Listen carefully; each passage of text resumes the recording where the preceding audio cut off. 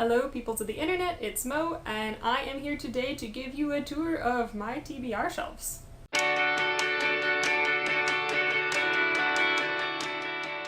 Now obviously I do a lot of my reading on my e-reader, which means that this does not constitute the entirety of my TBR, just the physical portion of it.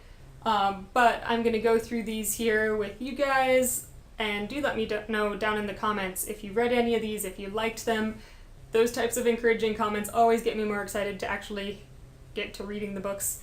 So yeah, I'm just going to go through these. I have them kind of organized. I've got science fiction and then fantasy over here and then sort of everything else. But I'm just going to go through. I may or may not say anything about the books because I know some about some of them and not much about some of the others. The majority of these I did pick up for between like 50 cents and $1. So sometimes when I'm only spending 50 cents on a book, I don't really feel the need to know that much about it. But yeah, let's get into the books, why don't we? Alright, so the first book I have on my shelf here is Ken Follett's The Pillars of the Earth. This is a historical novel. I believe that it's set in the Middle Ages and it's about the building of a cathedral, but I'm not sure about that. I picked this up because it was the favorite book of one of my old coworkers who used to talk about it all the time. So I will get to this eventually, but it's over 1,000 pages, so maybe this is a tome topple book. Next we have Italo Calvino's If on a Winter's Night a Traveler. Again, I've heard a lot of good things about this one. It's supposed to be really sort of meta and like fourth wall breaking, and I guess it's about reading books, so looking forward to that. Next we have 3 novellas by Naguib Mahfouz. I'm sure I pronounced that wrong. I don't know anything about these except that the author has won awards and that he is from Egypt, and I've never read anything by an Egyptian author before, so I thought I would give these a try. Next we have I, Claudius by Robert Graves.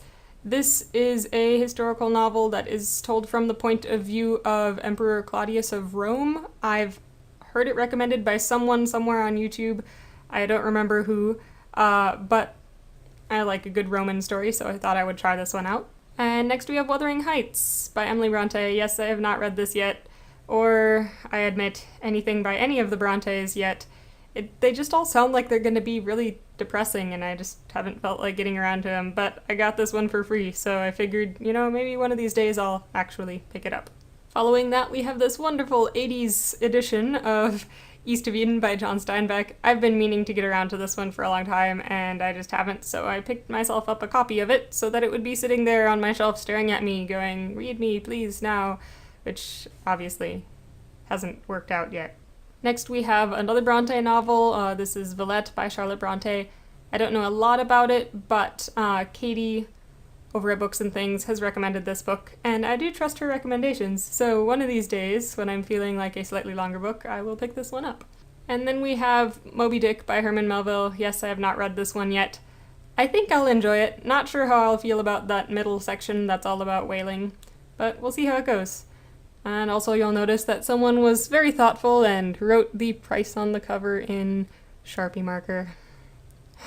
Continuing on with classic novels that I've never read, here we have Alexander Dumas' The Three Musketeers, followed by a classic play that I've never read, Arthur Miller's Death of a Salesman. Then there's Candide by Voltaire, and all that I know about this story I know from the musical, so we'll see if it's similar or not. And we have Sir Gawain and the Green Knight.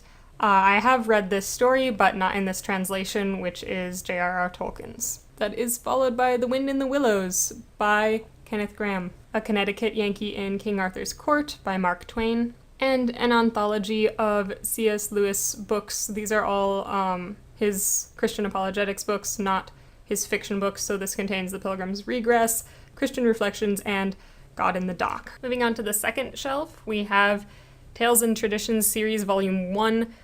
This is from a set of basically like leveled readers in Mandarin. And so these are traditional short stories and mythological tales from China. Next we have Coming Home Crazy by Bill Holm. This is a collection of essays about his time that he spent in China and about the transition coming back to the States. Then we have a collection of Irish fairy tales, a little hardcover copy of Aesop's Fables, and a couple of children's books. This is The 21 Balloons, with a fabulous cover, and The Last of the Really Great Wangdoodles by Julie Andrews Edwards. Moving on to the fantasy section, we have N.K. Jemison's The Fifth Season, Ursula Le Guin's A Wizard of Earthsea, Philip Pullman's The Golden Compass, The Crystal Cave by Mary Stewart. This is the first book in a Arthurian retellings series, and here is the second book in that series, The Hollow Hills. Next we have Mervyn Peake's classic Gormenghast. This is the second book in his Gormenghast series. I've already read the first earlier this year. And the final fantasy book currently on my TBR, The Golem and the Genie by Helen Wecker. Moving on to science fiction, we have Heinlein's A Stranger in a Strange Land, Outpassage by Janet Morris and Chris Morris, Arthur C. Clarke's Rendezvous with Rama, Flowers for Algernon by Daniel Keyes, and this is obviously the novel, not the short story, Neuromancer by William Gibson, and last but not least, Samuel R. Delaney's Dahlgren. So, like I said, let me know which one of these you guys have read, what you thought of them, where you think I ought to start, and until next time, happy reading.